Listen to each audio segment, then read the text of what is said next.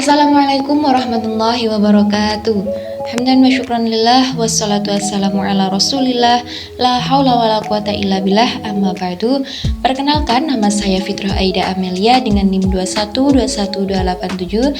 Saya di sini akan menyampaikan sedikit materi mengenai muhasabah, istighfar serta taubat sebagai tugas UAS mata kuliah telaah materi PAI MTS MA dengan dosen pengampu Bapak Muhammad Hufron MSI. Baik, langsung saja kita masuk ke materi yang pertama, itu mengenai pengertian muhasabah. Apa sih muhasabah itu?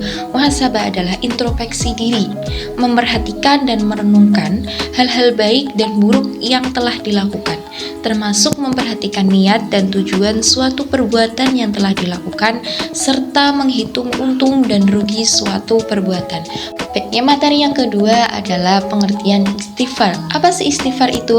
Istighfar menurut bahasa adalah memohon perlindungan, pertolongan, serta pengampunan atau maghfirah atas segala dosa yang telah kita lakukan oleh seorang hamba dengan upaya untuk tidak mengulangi perbuatan tersebut sehingga kembali kepada fitrah kemanusiaan.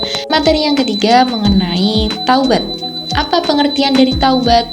Pengertian dari taubat di sini dalam kitab Al-Ta'rifat disebutkan bahwa taubat didefinisikan sebagai sikap untuk kembali kepada Allah dengan menghilangkan segala macam kotoran-kotoran yang ada di dalam hati kita, kemudian melaksanakan serta menegakkan kembali hak-hak Tuhan.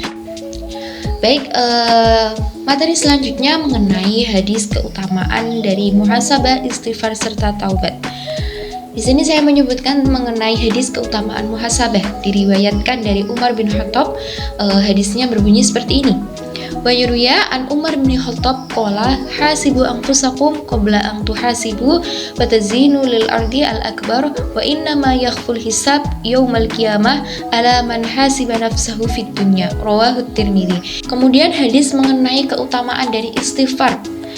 Di sini diriwayatkan dari Hisham bin Amr telah menceritakan kepada kami, Al-Walid bin Muslim telah menceritakan kepada kami, Al-Hakam bin Mus'ab dari Muhammad bin Ali bin Abdullah bin Abbas bahwa dia menceritakan kepadanya dari Abdullah bin Abbas, dia berkata, Rasulullah SAW bersabda, barang siapa yang menekuni istighfar, Allah akan menjadikan dari setiap kesedihan menjadi kelonggaran, dan dari setiap kesempitan diberikan jalan keluar, dan memberi rezeki kepadanya dari arah yang tidak disangka-sangka.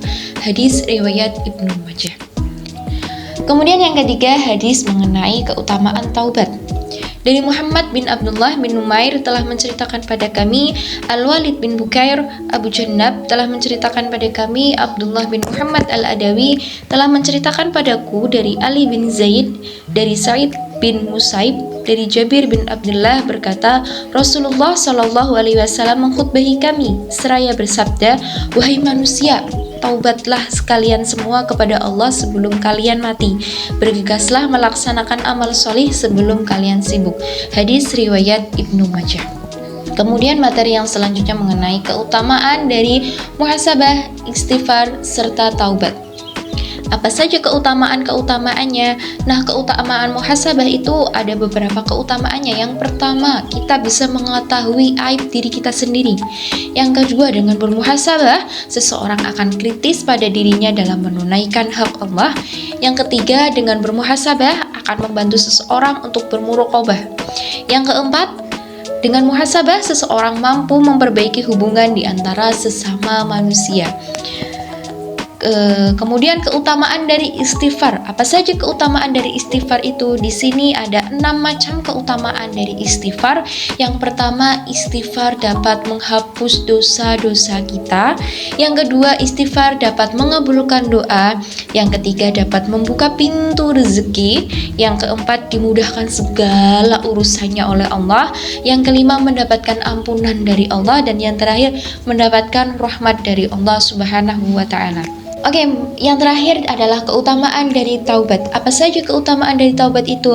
Di antaranya, taubat menjadi jalan untuk meraih kecintaan Allah Subhanahu wa Ta'ala. Yang kedua, dengan bertaubat kita bisa menghapus dosa-dosa kita, terhapusnya dosa. Yang ketiga, kejelekan diganti dengan kebaikan.